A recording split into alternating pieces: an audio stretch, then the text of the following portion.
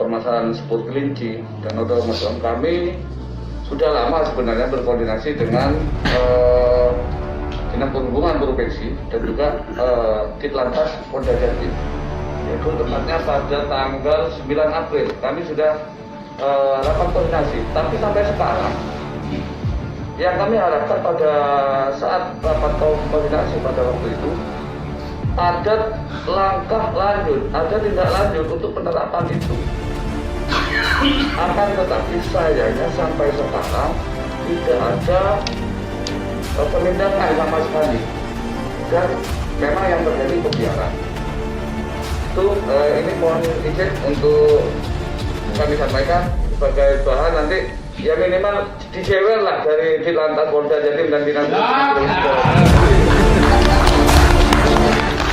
Jadi mohon nanti stigma atau stempel kepada sopir yang kemarin itu istilahnya sopir ini identik dengan ketidaktaatan kepada aturan. Itu salah besar.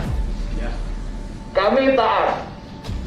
Kami siap mematuhi semua aturan baik undang-undang ataupun peraturan pemerintah sebagai turunan dari undang-undang tersebut. Akan tetapi mohon juga pemerintah juga mempertimbangkan kondisi keluarga kami di belakang. Bahwa apa yang menjadi pemikiran kami, pengajian kami selama ini, dan ngomong kajian dari supir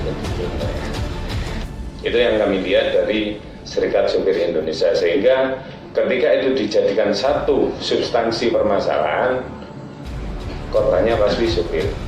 Kenapa? Kita melihat di lapangan bahwa teman-teman aneh ketika ada kendaraan yang kirnya hidup, tapi di jalan masih diukur panjangnya.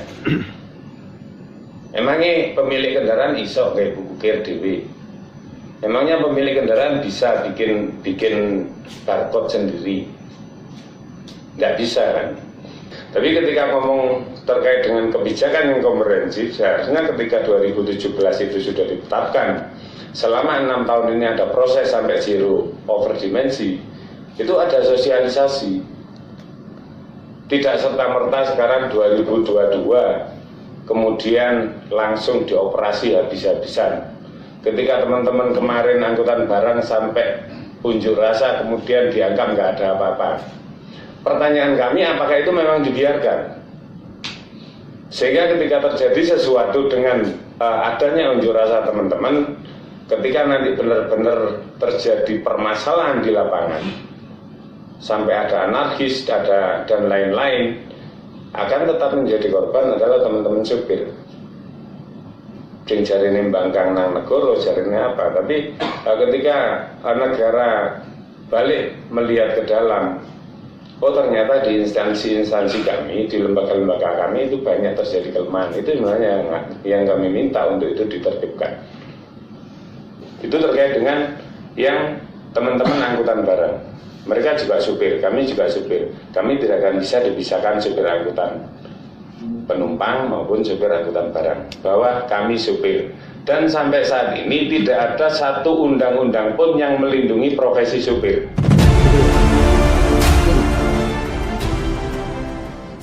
Itu kami harapkan sekali bahwa akan ada undang-undang yang melindungi profesi supir. Itu yang pertama. Kemudian yang kedua,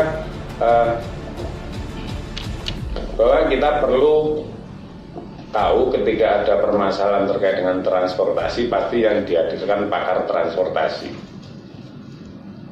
Ketika mereka ngomong soal bagaimana transportasi yang ideal, mereka tidak pernah berpikir bagaimana penghidupan supir ini yang layak dan ideal ketika mereka melakukan kegiatan itu. Misal satu saja, ketika supir angkutan penumpang, bagaimanapun permasalahannya, dia kekurangan uang di rumah geger ambil bojone, ketika membawa penumpang, dia harus berpikir bagaimana penumpang ini sampai di tujuan dengan selamat. Begitu juga dengan teman-teman angkutan barang. Ketika dia dengan berbagai permasalahan di rumah, dengan kekurangan makan dan lain-lain, bagaimana mereka berpikir barang yang dibawa ini sampai di tujuan dengan aman. Si kena mel di embong, si kena preman dan lain-lain, dan itu tidak ada tindakan dari penguasa negeri ini, sehingga mereka membentuk komunitas untuk mengamankan dirinya sendiri. Kalau dilihat kayak negara di menjeruni negara, mereka bikin aturan sendiri akhirnya. Jadi tolong, sebenarnya tadi kami berharap di sini ada lembaga-lembaga yang berkaitan dengan hal ini, tapi saya mohon jenengan sebagai perwakilan dari masyarakat bisa menyampaikan ini, dan kami berharap sekali. Kami tidak ingin teman-teman nanti dimobilisasi sehingga akhirnya mereka juga yang akan jadi korban. Kita harapkan semua dilakukan dengan komprehensif.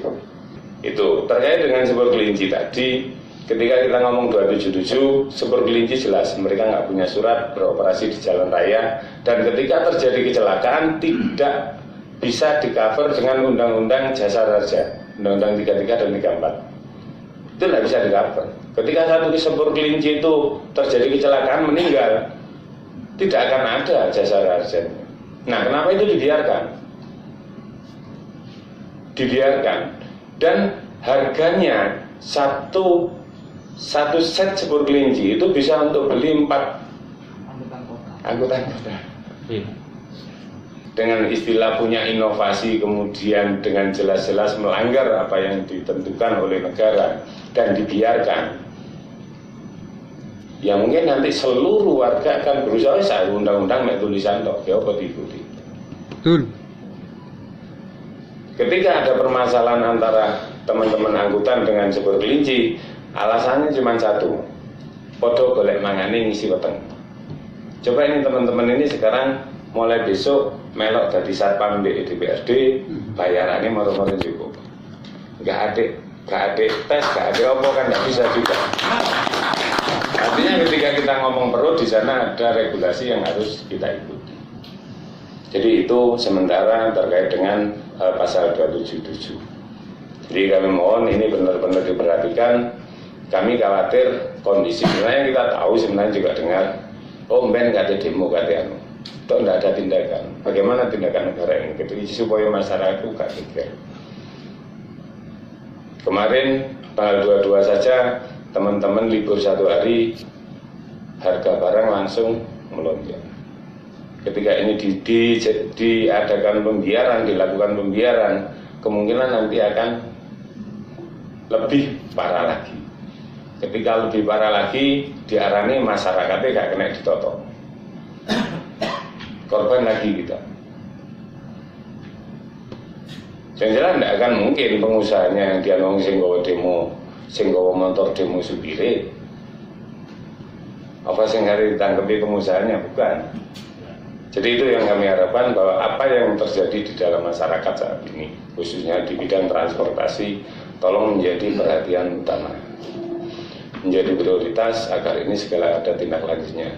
Permasalahan modal sudah disampaikan, untuk Super Kelinci sudah disampaikan, ya seperti itu keadaannya. Kadang-kadang dinasiku sakit tanda tangan, nulisnya ku lali Pak.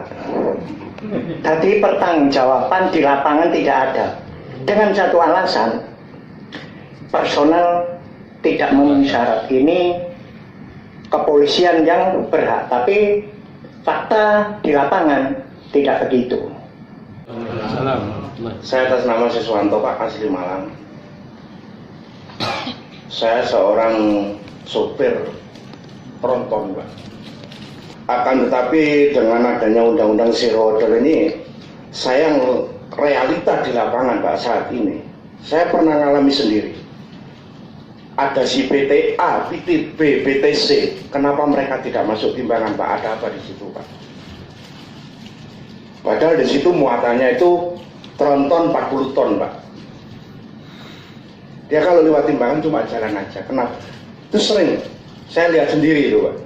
Kenapa ada sekian PT besar-besar itu kok nggak masuk timbangan, itu ada apa Pak? Tronton yang muatannya 40 ton, 30 ton, mobil Aqua itu nggak pernah masuk timbangan Pak. Betul. Ini realita ini di lapangan, betul Pak.